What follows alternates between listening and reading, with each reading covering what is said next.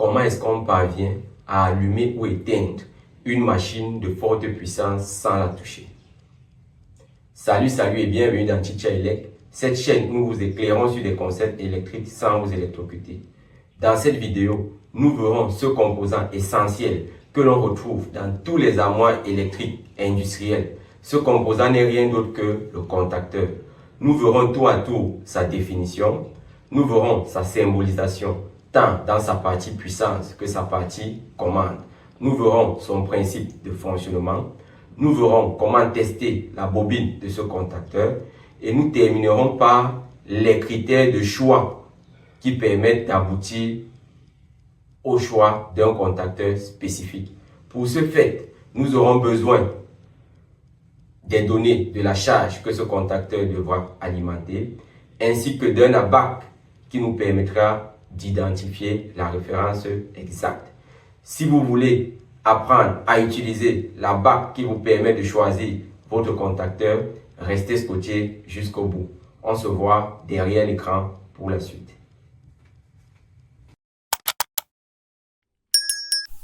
C'est quoi le contacteur? Ici en image, nous avons la figure de notre contacteur. En guise de définition, nous pouvons dire que le contacteur est un appareil de commande capable d'établir ou d'interrompre le passage de l'énergie électrique. Il est généralement utilisé dans les applications de puissance comme des moteurs, des systèmes de chauffage ou des appareils industriels. Le contacteur est commandé à distance par un signal électrique souvent de faible puissance pour actionner des contacts de plus grande puissance. Nous verrons de fond en comble son fonctionnement par la suite.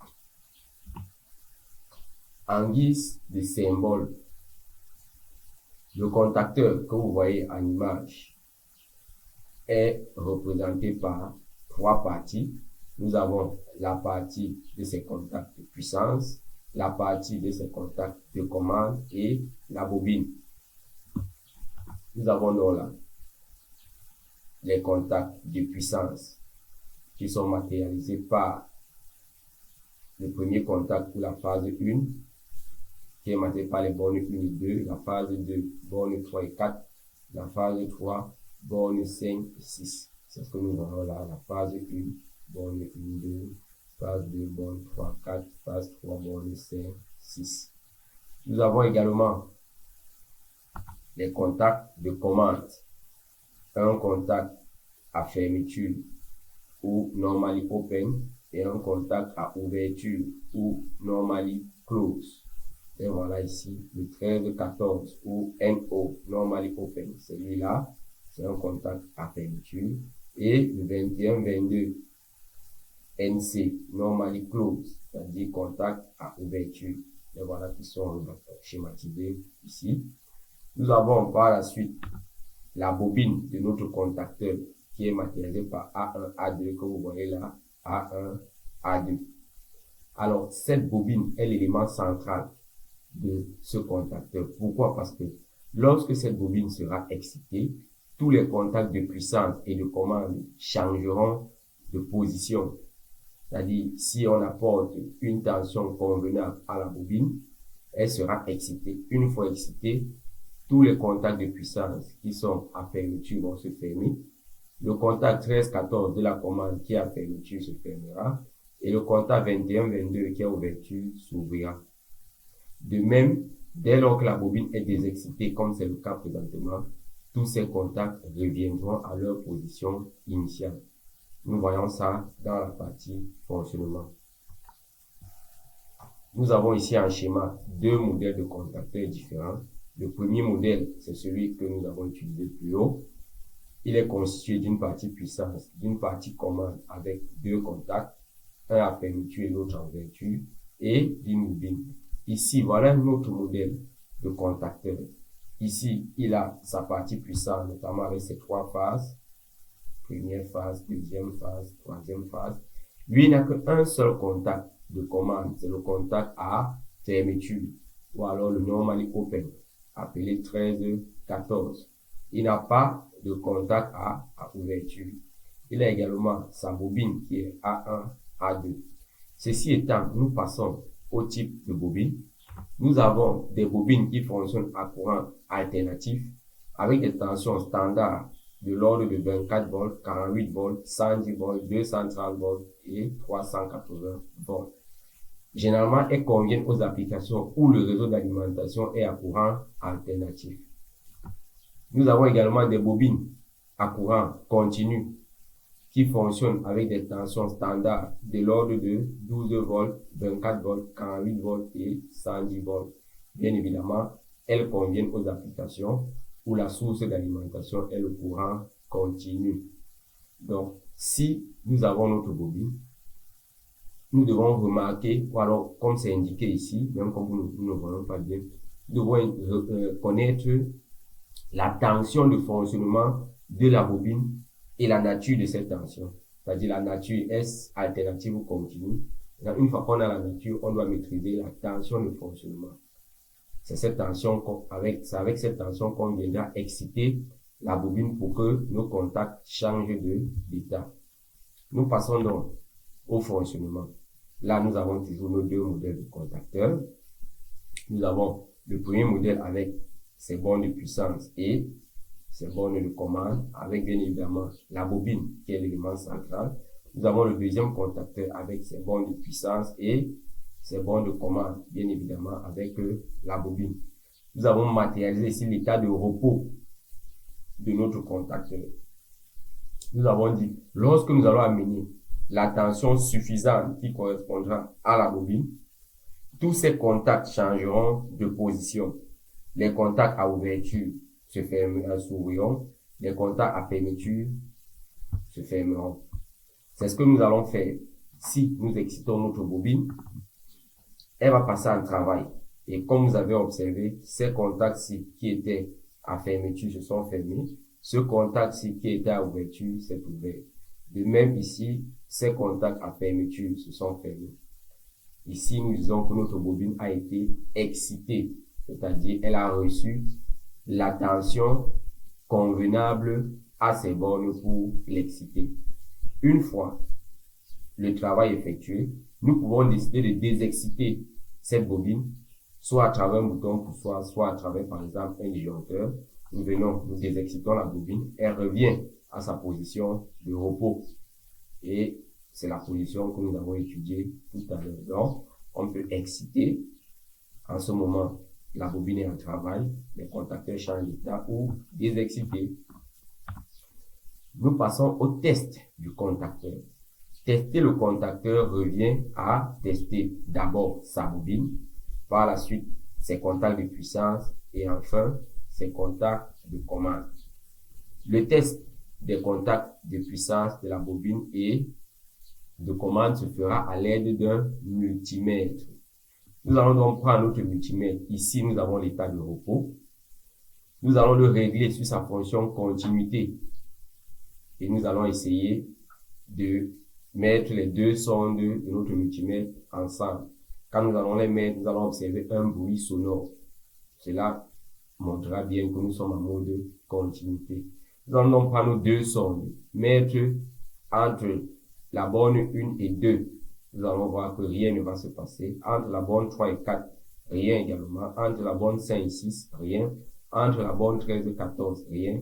Entre la borne 21 et 22, elle émet un bruit sonore. Ceci veut dire que ce contact est passant. Et c'est vrai parce que c'est un contact normally close, c'est-à-dire normalement fermé. Ici, ça n'émet pas de bruit parce que le contact est normalement ouvert. Par la suite, nous allons simuler l'excitation de la bobine. En principe, si le contacteur est bon, tous les contacts à fermeture doivent se fermer et tous les contacts à ouverture doivent s'ouvrir. Après excitation, nous reprenons notre même multimètre sous sa fonction continuité. Nous verrons que les contacts 1 et 2 signaleront un bruit sonore, 3 et 4 idem, 5 et 6 idem, 13 et 14 idem. Cependant, le contact 21-22, lui, n'émettra plus de bruit sonore parce que la bobine excitée, il va s'ouvrir. Pour le test de la bobine, nous allons régler notre multimètre sous la fonction ohm et nous allons prélever la résistance de la bobine. Généralement, elle sera de quelques dizaines d'ohms à quelques centaines d'ohms. Si elle atteint déjà l'ordre de kilo-ohms, cela signifie que cette bobine n'est plus en bon état. Nous passons donc au test de ce contacteur dans la réalité. Voici notre contacteur, un exemple de contacteur. Nous avons ici la phase 1 L1 et la sortie de la phase 1 L1. La phase 2, sa sortie. La phase 3, sa sortie. Nous avons ici le contact normalement ouvert 13-14, son entrée et sa sortie. Nous avons ici ce qu'on appelle le maintien du contacteur. Nous avons ici la bobine de notre contacteur. Nous voyons très bien la borne A1 et la borne A2. Cette bobine travaille sous 230 volts. A1, A2. Et nous avons également la deuxième borne de A2 ici. Lorsque cette bobine est parcourue sous sa bobine par 230 volts, le maintien ici va entrer. On dit que la bobine est excitée. Et lorsque la bobine n'a plus de 230 volts, le maintien revient. On dit que la bobine est désexcitée. Nous allons procéder au test de notre bobine en simulant une excitation et une désexcitation de notre contacteur. Pour ce faire, nous prenons notre multimètre que nous allons régler sur la position continuité. Comme vous voyez très ici, dès lors que le composant passe, ce qui va se passer, c'est que ça va crier. Donc nous allons tout de suite tester notre contacteur. Au repos, tous les contacts sont non passants. Donc là, ça ne crie pas. Là, ça ne crie pas. Là, ça ne crie pas. Là, ça ne crie pas. On va tester notre bobine par la suite. Mais on peut aussi vérifier notre bobine sur ces deux bornes A2. A2 devant, A2 derrière. Ça crie. Ça veut dire que c'est le même contact pour la bobine. Maintenant, on fait un test lorsque notre contacteur est excité. Pour ce faire, on met nos sons sur deux bornes et on vient simuler une excitation en appuyant le maintien. Ça crie. Preuve que le contact est bon. Quand je relâche, c'est-à-dire la bobine est désexcitée, ça ne crie plus. Je viens sur la deuxième phase. Je fais le même essai. Ici, ça ne crie pas. Ça veut dire que ce contact ne passe plus. Je quitte, je pars sur la troisième phase, j'appuie, ça crie. Je m'en vais sur le 13-14.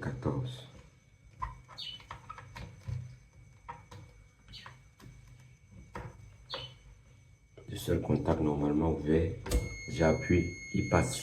Preuve qu'il est bon. Nous passons donc au test de la bobine. Pour le test de la bobine, nous allons mesurer la résistance de notre bobine. Pour ce fait, nous calibrons notre multimètre sous la fonction résistance. Comme vous voyez, nous allons donc nous positionner entre les bornes de la bobine et nous devons avoir une résistance de l'ordre d'une centaine d'ohms pour se rassurer que notre bobine est de bonne qualité. Vous pouvez lire à l'écran, nous avons une résistance de 115 ohms. Comme vous le voyez, 115 ohms. Ceci montre que notre bobine est en bon état.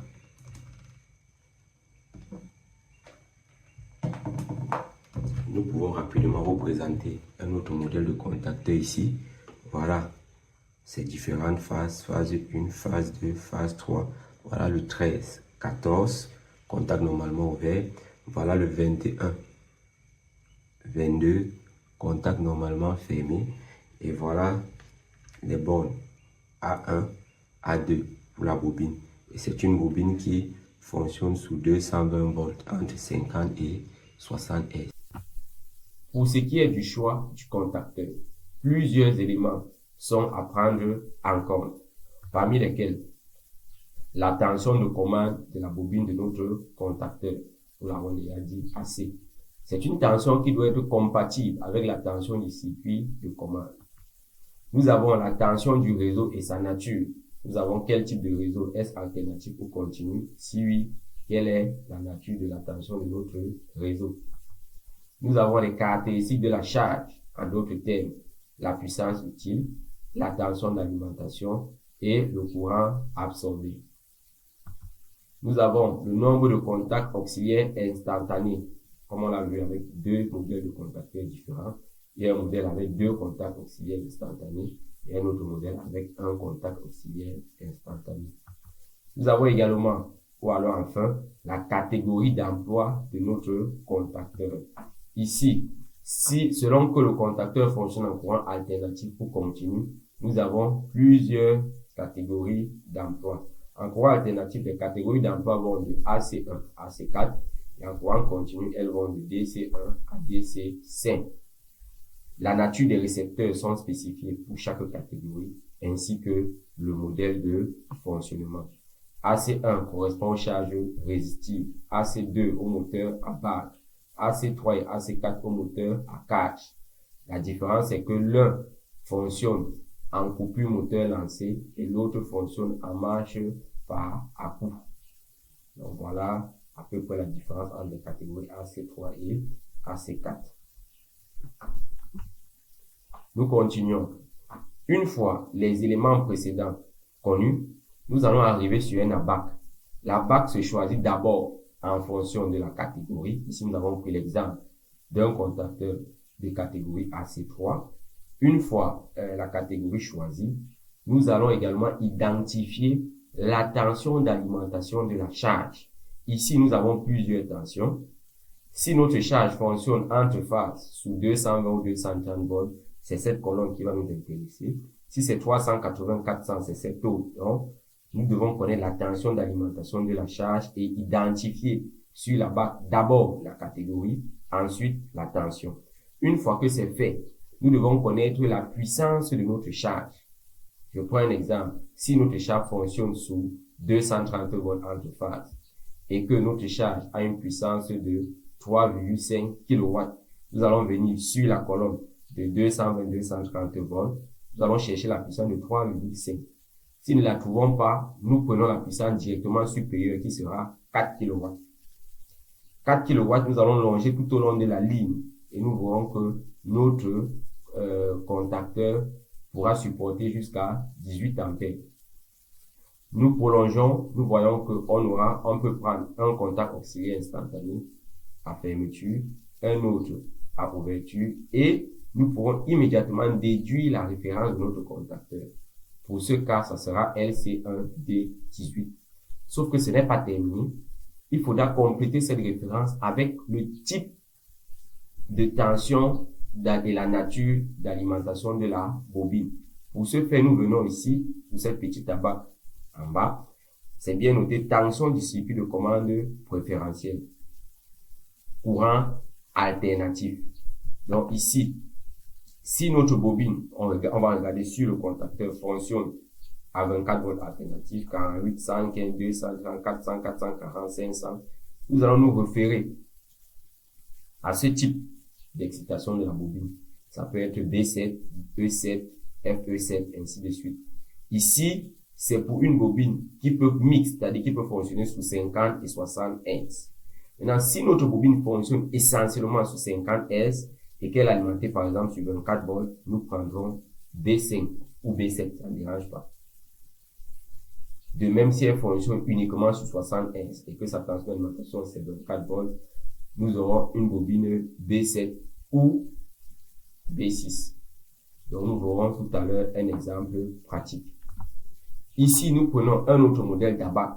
Là, c'est la catégorie d'emploi AC1. Pour cette catégorie d'emploi, c'est-à-dire les charges résistives, c'est le courant de la charge qui va nous intéresser. Si par exemple, nous avons une charge qui appelle un courant de 18 ampères, nous venons chercher 18 ampères dans cet ABAC. Comme on ne voit pas, on prend le courant directement supérieur, ce sera 25. On va longer le long de la ligne. On aura un contacteur à 3 pôles.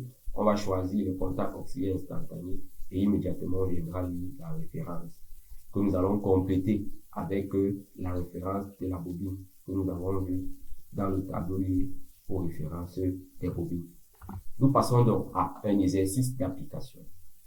Un aréotherme est composé d'un jeu de résistance triphasé d'une puissance de 25 kW et d'un moteur asynchrone à cage pouvant fonctionner en ventilation ou en extraction d'air d'une puissance utile 11 kW, de rendement 80%, fonctionnant sous tension triphasée 400 volts 50 Hz et ayant un facteur de puissance de 0,8. Sachant que le moteur effectue une coupure moteur lancée,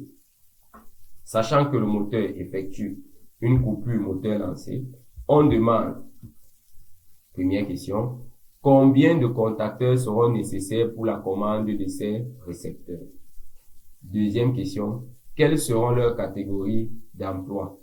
Troisième question, ou alors troisième point, sachant que la tension du circuit de commande est de 48 volts bar 50 Hz, c'est-à-dire tension alternative, que la commande des résistances se fait par commande impulsionnelle, marche-arrêt, et qu'il en est de même pour le moteur de ventilation-extraction.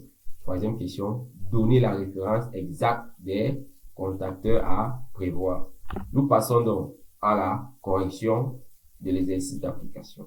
Première question, combien de contacteurs seront nécessaires pour la commande des récepteurs? Ici, nous avons un contacteur qui va piloter les résistances.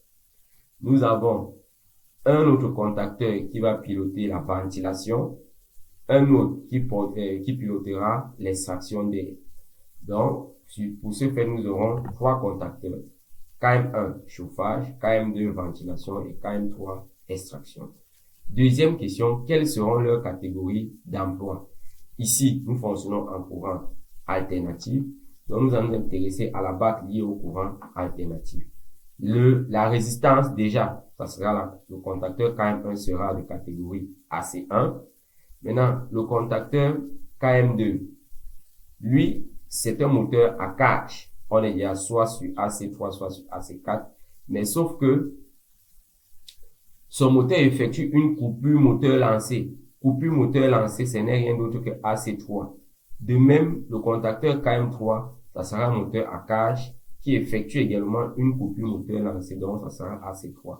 Donc, pour la deuxième question, on peut dire que le contacteur KM1 aura la catégorie AC1, KM2 catégorie AC3 et KM3 également catégorie AC3. Nous passons à la troisième question qui revient à donner la référence exacte de chacun de ces contacteurs. Pour ce faire, nous allons nous référer à nos abacs. Nous allons pour le premier contacteur KM1 choisir un abac de catégorie AC1. Nous allons calculer le courant parce que en catégorie AC1, c'est le courant qui nous intéresse.